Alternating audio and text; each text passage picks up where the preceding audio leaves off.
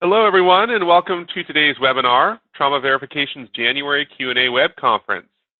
Just want to provide a bit of housekeeping to you to orient you to the control panel today. If you look to the side of your screen, you'll find in the Audio tab two ways of connecting to audio. For best audio quality, we recommend calling in on the telephone. However, the option is also there for you to connect in through your computer device.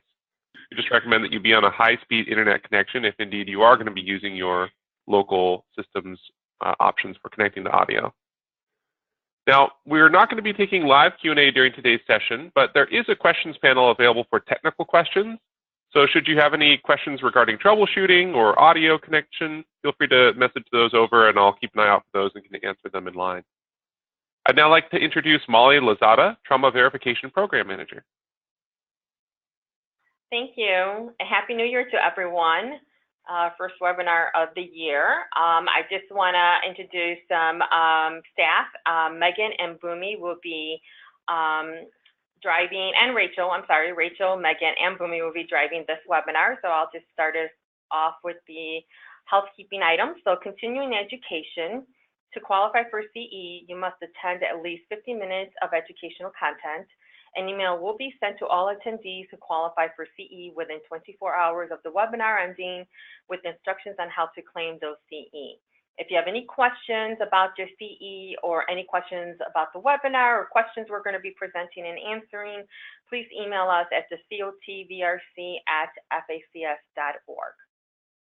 The goal for today's webinar is to interpret the standards outlined in the Resources for Optimal Care of the Injured Patient Manual to ensure that hospitals have an understanding of the criteria to provide quality care for the injured patient, understand the processes and standards involved in an ACS trauma verification site visit, and how following these will positively impact the quality of care of the injured patient at your trauma center.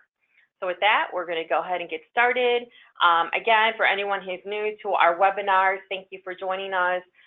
You may either have a hard copy of the manual available at the time of these presentations, or you can download a PDF from our website at no cost. Please remember that in conjunction with the manual, you must have a copy of the clarification document and the change log. Our manual is not reprinted every time there is an update or a change in a standard. Those changes and updates are contained within the the verification change log, again, which can be downloaded from the website. And again, for anyone who is new, any criteria changes or updates, we do send a newsletter out, and within that newsletter, we do identify anything that's been updated or changed.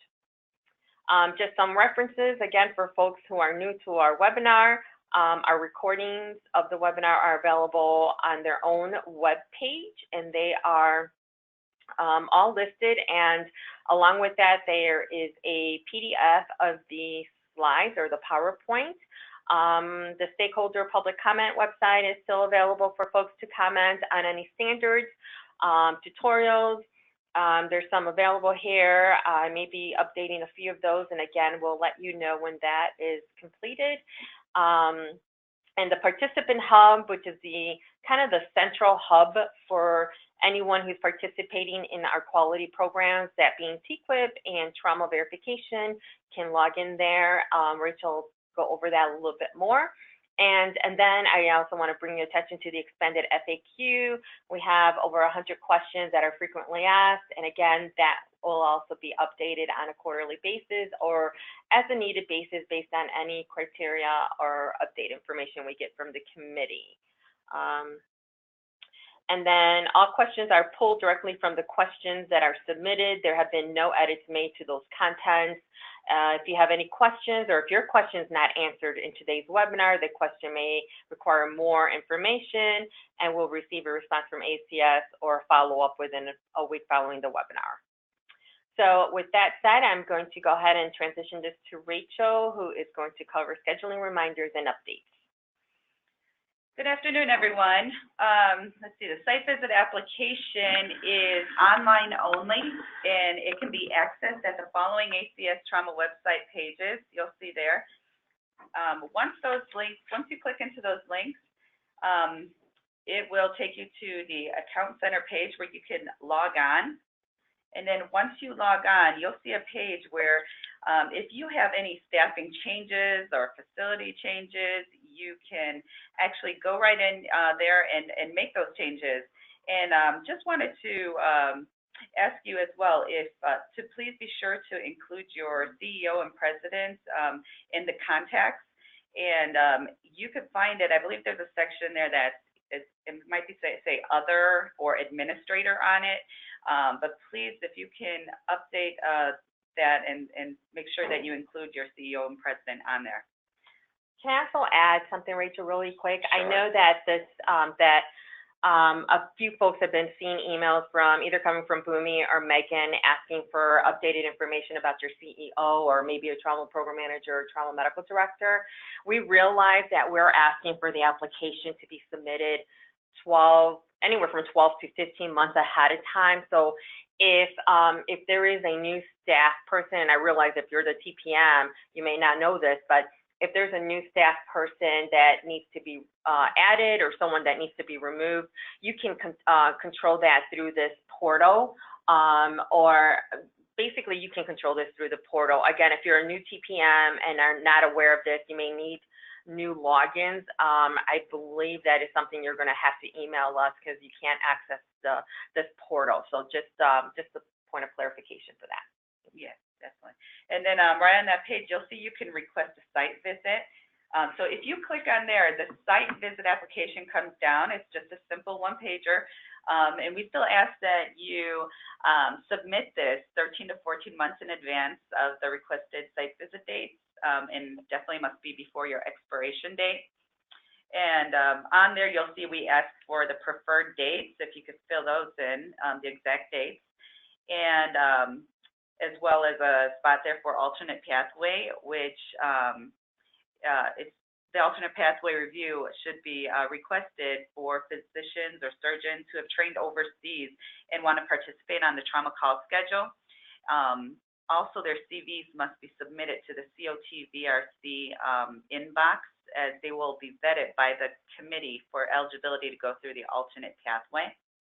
And then you'll see there as well, all level 1 trauma centers must complete the orthopedic trauma liaison, the OTL form, which can be downloaded on the site visit application. And you could submit the form to the COT VRC inbox with a copy of the OTL's curriculum vitae. And at this time, we're accepting limited applications for June through September and December 2019. So October and November right now are closed out. They're completely filled. So if you have already, asked for that date, if you've already sent in your application, you're fine. We have, your application in. However, but now it's closed. The pre-review questionnaire, the PRQ online access. Once your application has been submitted, the VRC office will provide you with an email receipt of confirmation. Now, right in this receipt will be the login, so you'll have that provided right away. And then also the online PRQ can be accessed at the following link, as well as a copy of the PRQ in Word can be downloaded from the following link as well. We ask that you do not submit payment until you receive an invoice, which you should receive about 60 days before your site visit. And then after, your center will be billed annually for the trauma quality program fee. And then you can see the fee structure that's located on the following link. The scheduling site visits. Visits are being scheduled quarterly. At this time, I'm finishing up scheduling the second quarter. So if your visit is April, May, and June, you should be receiving soon, if you haven't already, your confirmation emails. And so we ask that you provide exact dates that you would like the visit scheduled. The visit will occur on your chosen dates, but we might possibly ask for different dates if we cannot get reviewers if reviewers are unavailable for those requested dates. Once the review team has been secured, you will receive confirmation email approximately 120 days prior to the scheduled visit, and this will include your reviewers' names and all their contact information.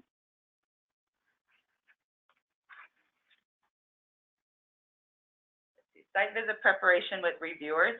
The ACS travel agent will arrange the site reviewers' flights. Reviewers make travel plans approximately like 20 to 30 days prior to the site visit.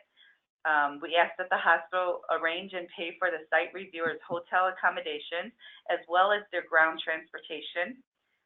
So please also contact the reviewers directly within 30 days of the site visit for their flight itinerary, and also to email their hotel confirmations or coordinate the ground transportation to and from the airport and hotel, and any other logistical information.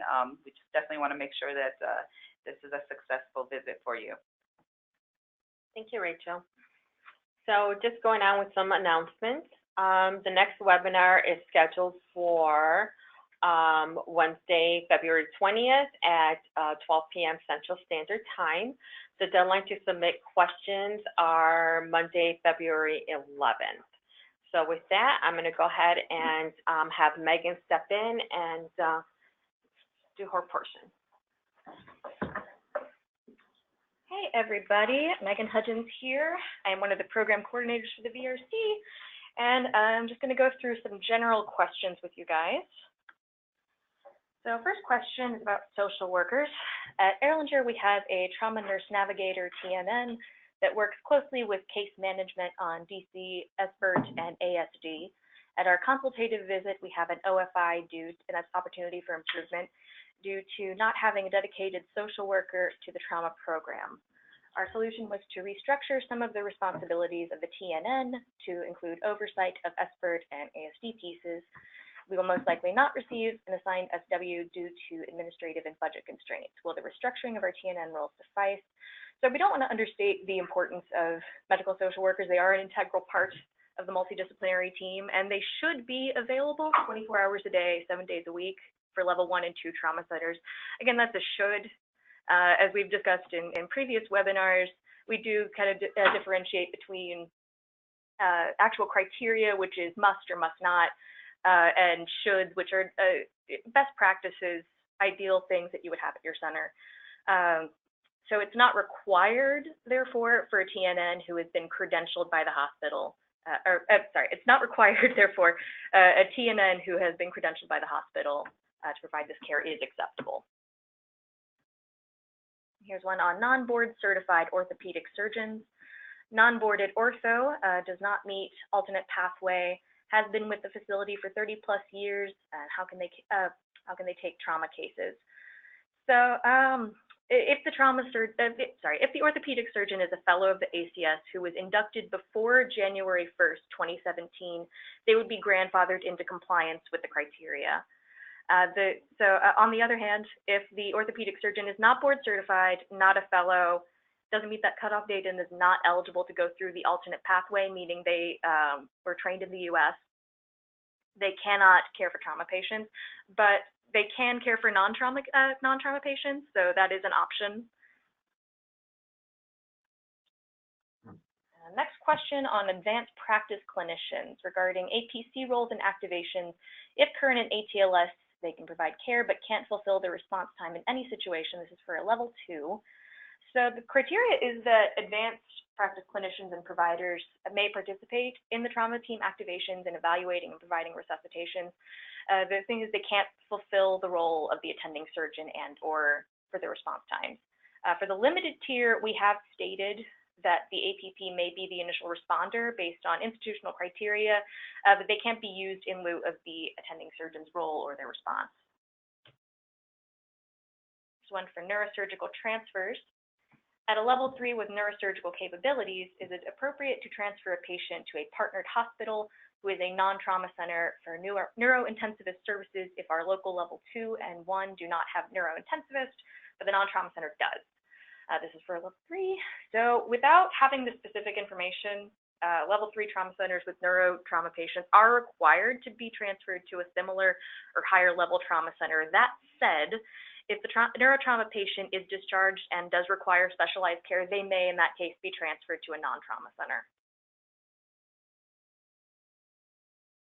Here's one on non-board certified orthopedic surgeons.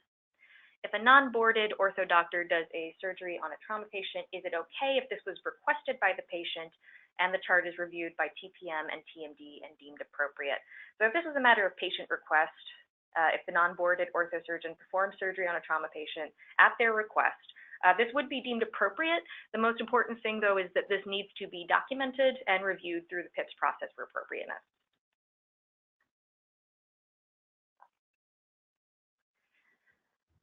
Here's one for the alternate pathway for hand surgeons. Ortho hand surgeons who take call a few times a month, primarily hand call, trained in Australia, alternative pathway for survey. If so, when does that have to be submitted to the ACS for our survey in June of 2019? So the resources manual doesn't actually have requirements for the hand surgeon to be board certified. So there wouldn't be an alternate pathway in that case. The hospital should have a credentialing process so that these providers can be credentialed by the system to provide care to injured trauma patients. So there wouldn't be alternate pathway documentation to submit in that case. All right, here's one on chapter revision updates. When will chapter 15 for the trauma registry revision be published? This relates to the new ratio standards and the need to budget for level 1. This does tend to come up a lot. I know there's a lot of interest about when we're going to be releasing new standards.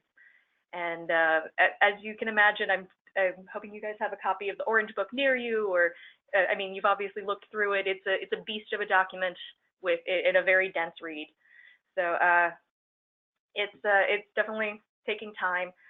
Chapter 15 in particular is pending review by the COT steering committee. And important to note, chapters will not be released one at a time or in batches. If the COT steering committee believes that a criterion has an immediate impact, you probably remember the change to the CME criteria, which was an immediate release. They can approve early implementation. It's kind of determined just on a case-by-case basis. The next resources manual will hopefully be released sometime in late 2019 or early 2020. That is hopefully.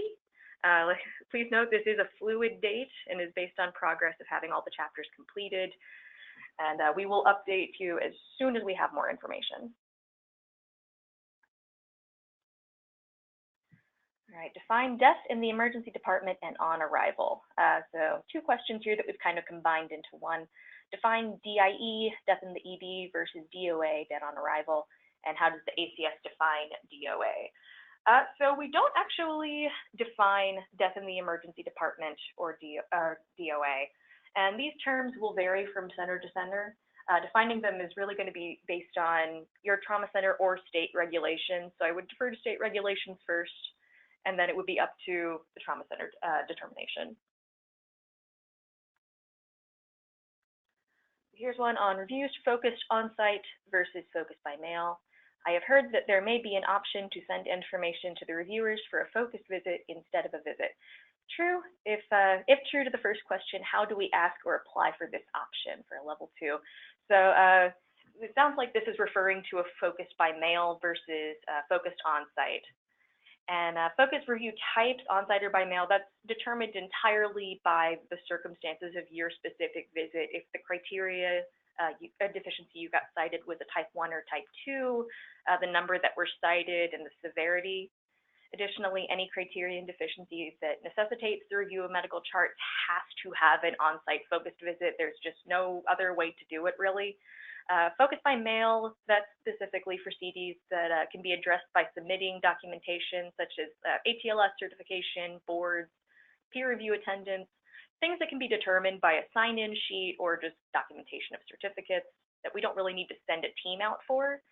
And important to note, when you receive your letter from me indicating the final determination of your visit, it will say in the letter whether you need a focus by mail or focus on-site. It will either say there has to be an on-site review by X date or that there has to be documentation submitted by X date. So just defer to your letter in that case. And also I want to add, this is Molly, I just also want to add that we realized that during the exit interview during a visit, the reviewers may say what type of visit may be conducted. Please be sure you check with the VRC office. I realize that they're doing, they're saying what type of visit it is, but not realizing that some of, depending on the deficiency cited, if it's PI related or something that we have to do medical case review, that does require an on-site focus review. So again, it's just something that we are educating our reviewers on, and also if there's some uncertainty of what the reviewers said of the type of visit it is, please follow up with the VRC office and we can definitely address that. Thank you, Molly. All right.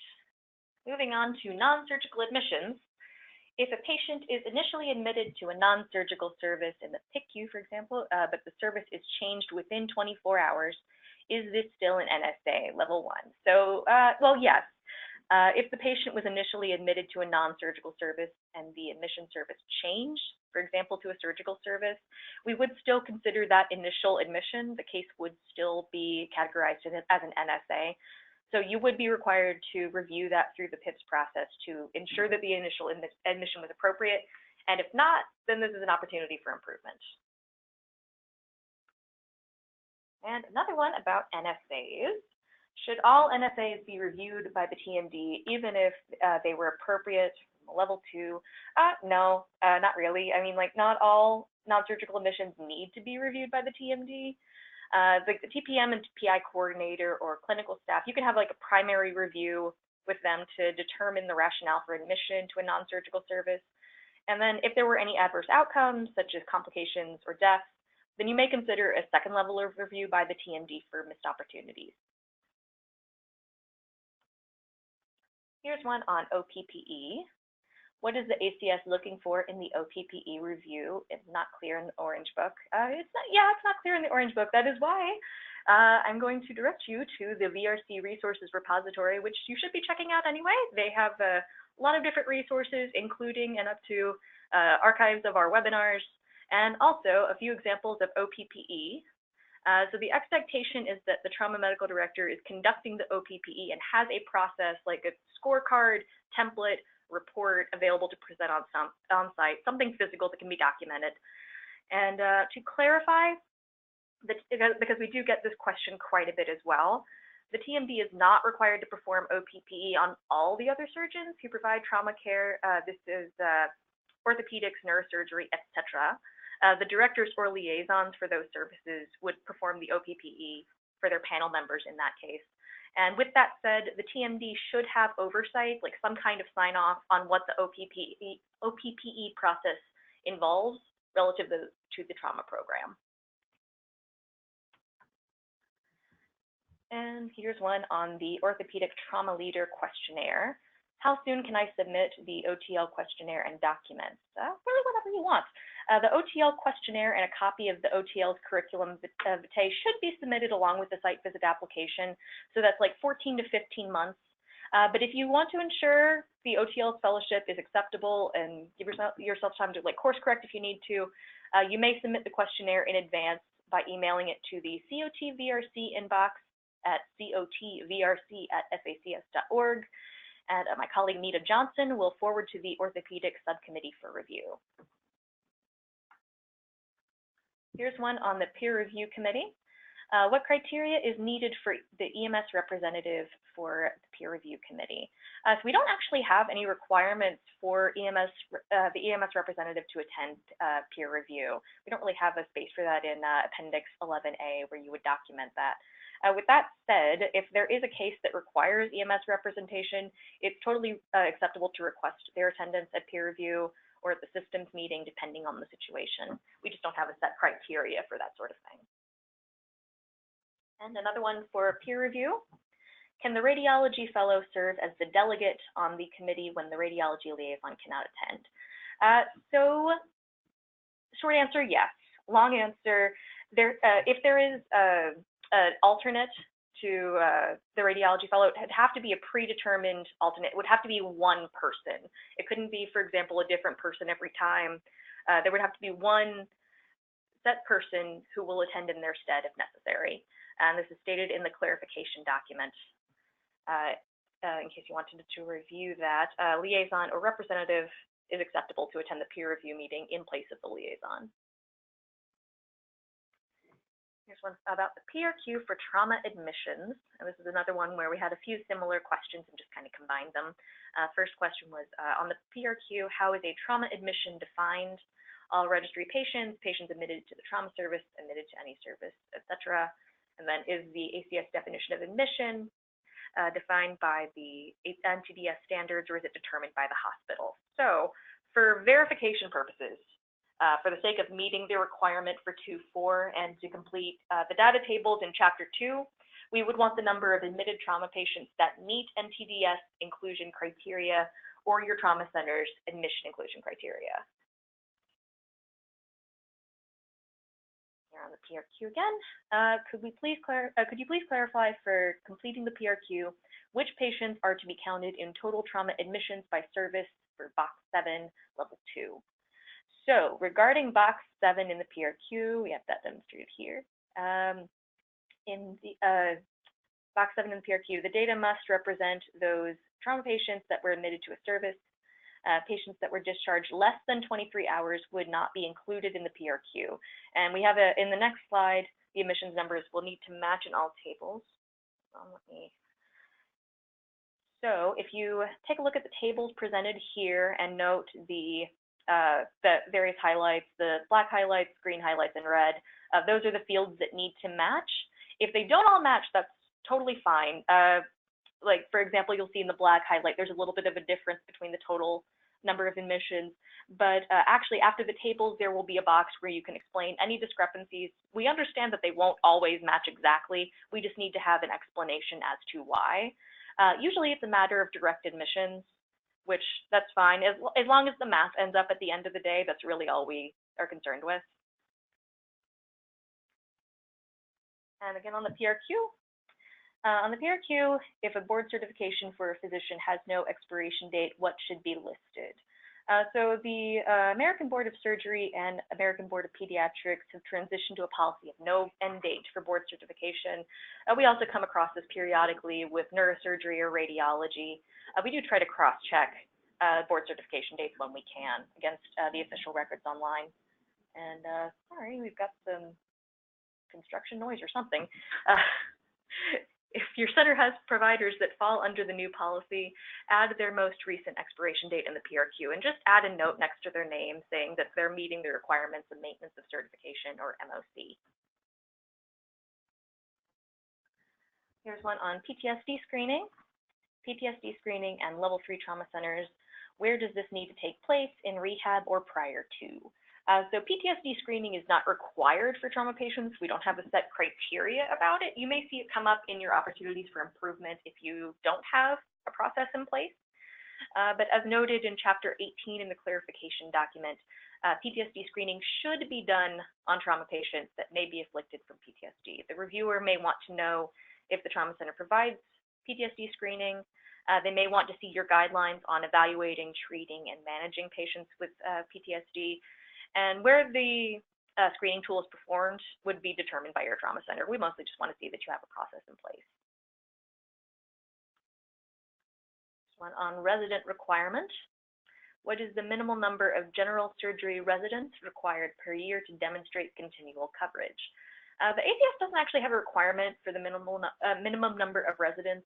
To clarify, the intent of the continuous rotation isn't about having a resident on every day or every month. It's more about having the resident education experience with a full printed curriculum and a dedicated teaching staff for a period of time over the course of the year. What's not acceptable and where you would get a deficiency is having residents who are on the service as an elective. Here's a question on neurosurgery response time. If neurology makes a determination of care over the phone, does this count as response time? So unfortunately, no, consult by phone is not an acceptable means of meeting the neurosurgical 30-minute response criteria. The expectation is an in-person response. The neurosurgeon and or residents/APPs have to be available in person at bedside within 30 minutes for the injuries established by the guidelines. here's one on trauma bay room temperature. What are the minimum and maximum temperatures that are acceptable for room temperature in the trauma bays? So there's no requirements on this topic. We recommend that you just follow current established literature on acceptable room temperatures in the trauma bays. There's not any particular criteria. We're not really going to cite you. Like, I mean, we don't have anything to cite you on that one. And a question on trauma staff. Do you need to record names of ancillary staff's arrival to trauma bays or just their time and position, x-ray lab, etc., level 3? So documenting the ancillary staff's time and position in the trauma bay is acceptable. We don't need to know the names necessarily, just we need to know the, where they were and when they arrived. And here's a question on interventional radiology and vascular surgery coverage. What are the specific requirements for call coverage and availability for IR and vascular coverage? Is there acceptable interruptions to the coverage? The vascular surgeon isn't required to be in-house 24/7. There has to be a consultant available to respond, and this is in person as well, when requested by the attending surgeon by an established predetermined time for those patients, and that's up to the center.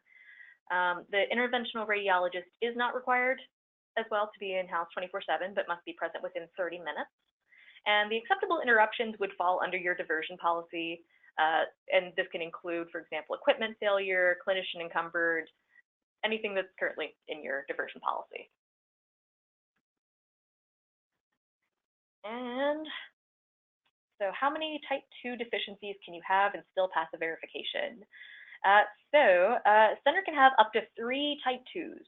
No type 1 CDs. Type 1s are considered critical CDs, and those will automatically rescind verification. And if you do have 3 type 2s, you can still get a 1 year, and then just would correct those deficiencies within that year, either through a focus by mail or focus on-site. And if the CD relates to PI, then this would require case review and an on-site visit. If the CDs are related to certifications or peer review meetings, things that can be corrected with just basic documentation, then the center will be required to submit submit documentation by email to the COTVRC@facs.org inbox. And here's another question on site visits.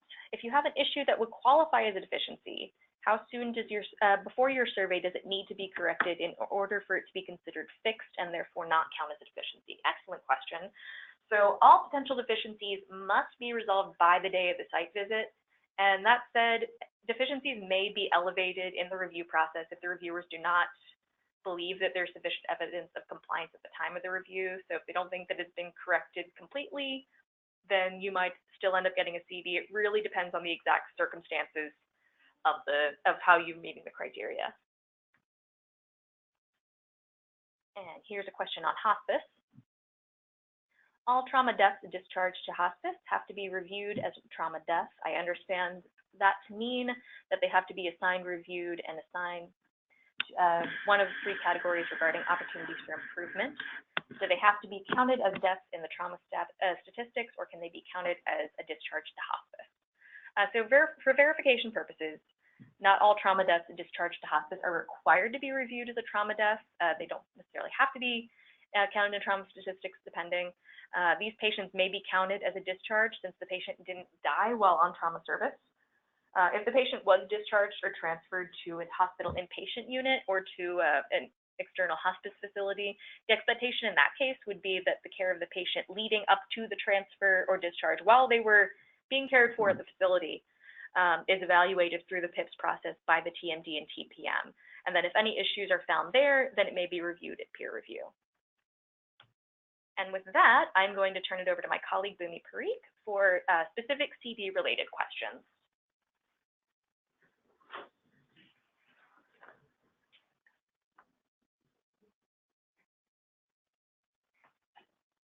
All right, hi everyone. I will be presenting the CD-related questions. So let's get started. We're going to start off with CD26, which is on PGY 4 and 5 residents, and this pertains to level 1 and 2. So does this CD refer to only the highest level trauma team activation, or does this include limited tier as well? This criteria specifically refers to the highest level of activation, where the PGY 4 and 5 may begin resuscitation efforts while waiting for the attending surgeon to arrive. To clarify, the PGY 4 to 5 cannot take the place of the attending surgeon or their response time. In addition, the PGY 4 or 5 may also participate in a limited tier. However, they cannot take the place of the attending surgeon or their response time. So another question on CD 26 as well.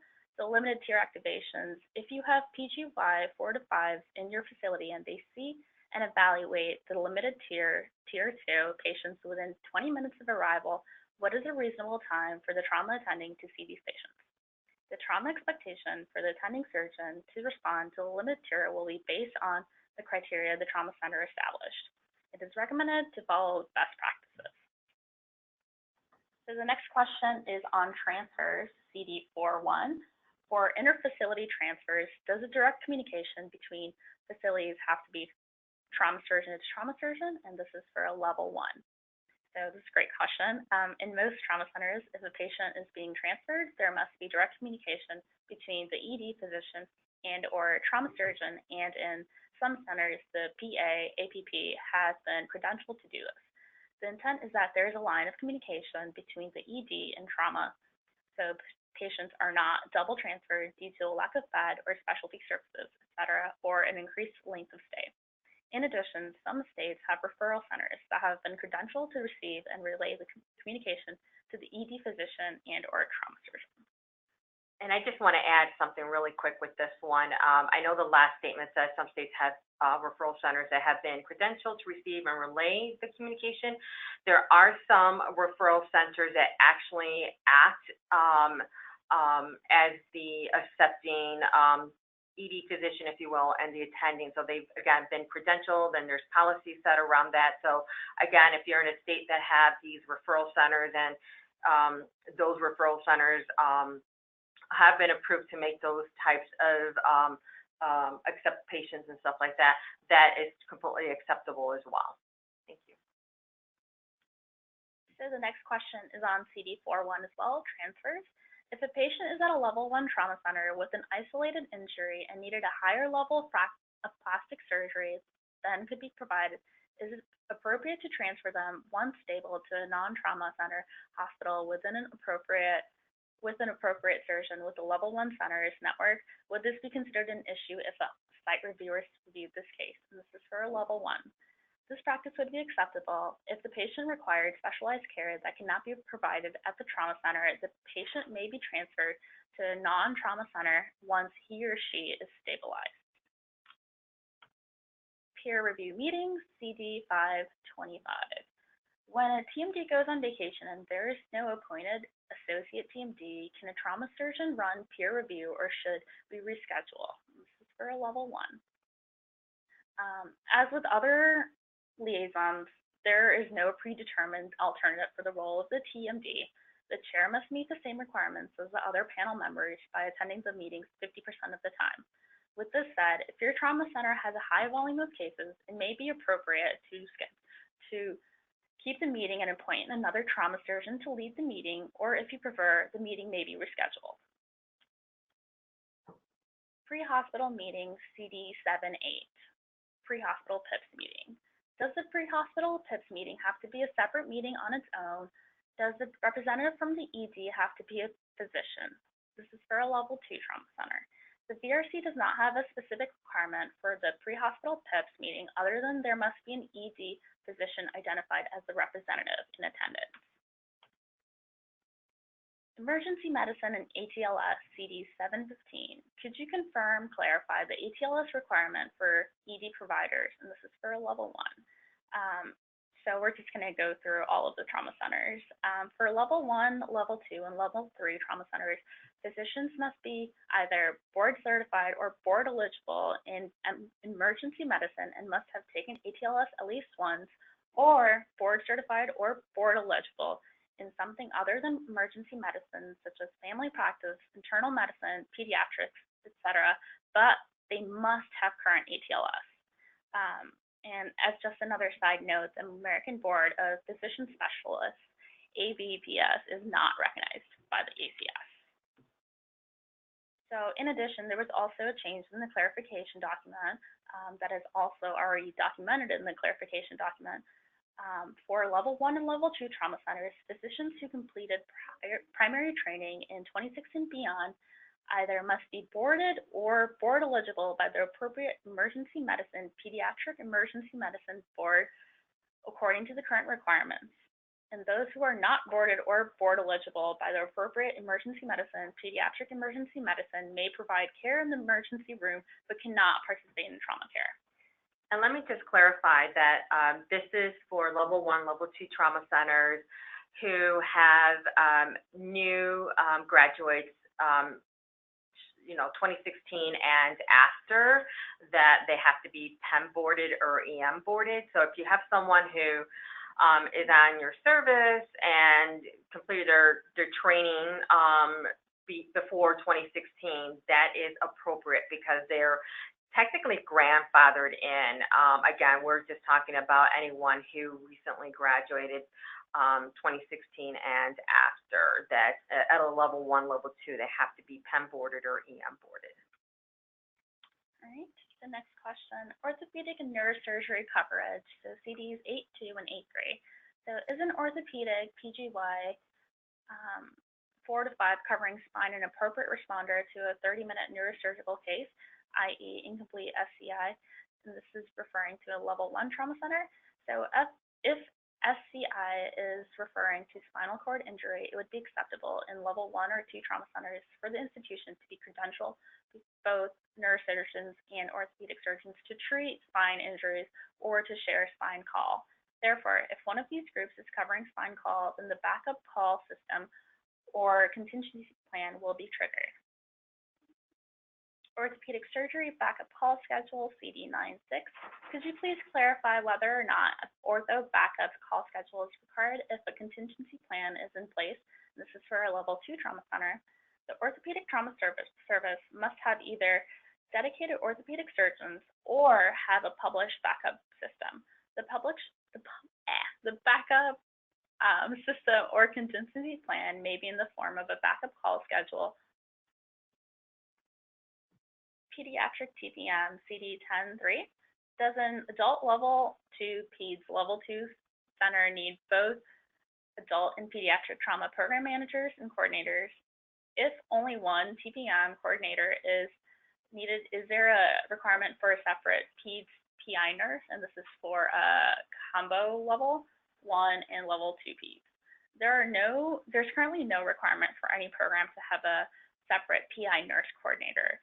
In combined adult level 2 and pediatric level 2 centers, the TPM may oversee both programs. However, if the TPM's duties are encumbered by the traditional roles, e.g. a PI nurse, it may rise to the level of a weakness or deficiency. Anesthesia Services, CDs 11.4 and 11.5. The criterion says an anesthesia services must be available in-house 24/7. It is implied that an anesthesia will respond to activations or just be available. Would this criterion be met by using, say, in-house CRNAs on OB who are available but do not respond to trauma activations? This is for a level 2 trauma center. I will not say it is implied that anesthesia services will respond to activations. Some trauma centers have policies or criteria that require anesthesia services to respond to all activations or a subset of the activations. This will be determined by the institution. Utilizing the in-house CRNAs for OB are also acceptable. Next question is on the surgical director, CD 1148. Can a non-surgeon be an associate director of the SICU? And this is for a level 1 trauma center. A level 1 must have a surgical director who is board certified in surgical critical care. There's no criteria for an associate director at a level 1 trauma center. ICU physicians, CD 1151. ICU physicians, if trauma surgeons manage the trauma service patient in the ICU, do other ICU physicians need to have proof of board certification for those patients not admitted or being followed by the trauma service? And this is for a level 2 trauma center. To clarify, CD11 that was listed in the question refers to CMEs. But in response to the question that was listed, the VRC only monitors the compliance of physicians in the ICU who are involved in the treatment of trauma patients. If the physicians provide care to the trauma patients while in the ICU, they are expected to meet the same requirements, and that is board certification. Surgical director or co-director, CD 1153. In level 2 and level 3 trauma centers, a surgeon must serve as co-director or director of the ICU and be actively involved in and responsible for setting policies and administrative decisions related to trauma ICU patients. This is in reference to CD 1153. Our critical care committee does not meet regularly at our facility, one time for 2018. The ICU director is the liaison that comes to our trauma committee meeting, the peer review, and the PIP that is held monthly. On our agenda, we've included a critical care portion where any concerns are addressed during our trauma meeting. Our trauma medical director leads this meeting, and our core trauma surgeons take part in the discussion as well. Could this suffice for the above? This is for a level 3 trauma center. It may. However, what the criteria is referring to is that there is a surgical director or co-director that's involved and oversees the care for trauma patients in the ICU, such as if there are any issues or concerns with these patients, the providers can go to the surgical director or co-director for medical management and or decisions in their care. Patient to nurse ratio, CD 1166. If a patient is being held in the emergency department for an ICU bed, can the nurse take the ICU patient and 2 step-down patients and still be compliant with a 2-to-1 ratio? This is for a level 2. I see this as a total of 3 patients. If the patient is waiting in the ED for an ICU bed and 1 patient is being taken to step-down, that is being compliant with the ratio. So the next question is for blood bank, and that's CD 1183. For fresh frozen plasma is a 15-minute requirement for the administration of FFP to a patient or just having it available in the blood bank within 15 minutes. This is in reference to a level 2 trauma center. So the expectation is for the blood products to be available within 15 minutes, not administered. So CD 166, deaths. Should all deaths be reviewed by the TMD, even anticipated without opportunity for improvement? This is for a level 2. In general, the TPM may perform a primary review of the deaths. Any deaths with an adverse event or an opportunity for improvement must be reviewed by the TMD and need to undergo peer review. So the next question is on alcohol screening and intervention. So this is in reference to CDs 18-3 and 18-4. Alcohol screening requirements for a level 3 trauma center are confusing with the level 1 and level 2 center requirements. So the screening criteria is the same for all level 1, level 2, and level 3 trauma centers. There must be a process, a mechanism, or a tool and documentation for patients who meet NTDS inclusion criteria, whether they're activated or non-activated, that are admitted with a hospital stay greater than 24 hours, and of which 80% of these patients must receive a screening. And in addition, the intervention is not applicable to level 3 trauma centers. In level 1 and level 2 trauma centers, those patients who screen positive, of that 80%, 100% must receive an intervention by appropriately trained staff, and this intervention must be documented. And this is in reference to CD 18-4. Alcohol screening tools, CD 18-3. Please clarify about using ETOH level as a screening tool for SBIRT. Can it be used in place of CAGE audit screening tool? This is for level 1. The screening method used will be determined by the trauma center. Using ETOH levels is an acceptable method, as are CAGE and audit. The suggestion of 5 to 10% of charts for interratal reliability in registry is of the total number of charts in registry, or only those that are NTDB inclusive, level 1 trauma centers. The ACS does not specifically define this. The center can make that decision, although the center might be best served to spend their chart validation time on charts that would be submitted to the NTDB and TQIP. Please define UnderTriage and exactly what events trigger it. Should humerus fractures to OR from ED be counted as UnderTriage? And this is for level 2. So the best response to this question would be to refer to the matrix method on pages 28 and pages 120 to 121 also in the resources manual defines UnderTriage. Many centers do a comparison or second under and over triage method by evaluating compliance of the center's own trauma activation criteria. This method also helps the center in identifying educational needs of staff and correctly activating their patients. Moving on to CME questions. So CME requirements. Can you please clarify the CME requirements for all that take call for the trauma service? And this is in reference to a level 2 trauma center. So the CME requirements recently changed to 36 hours over 3 years, in which 12 hours may be accumulated each year. This is applicable to the adult and or pediatric TPM, TMD, TPM, and alternate pathway candidates. For the liaisons, trauma surgeons, pediatric surgeons, and specialty panel members, so such as EM, neuro, ortho, and ICU, participating on the trauma call panel, staying current with the board certification satisfies the CME requirements. And then in addition, level 3 trauma centers are not required to comply with the CME standard. So the next question is on CME for grandfathered board certified surgeons.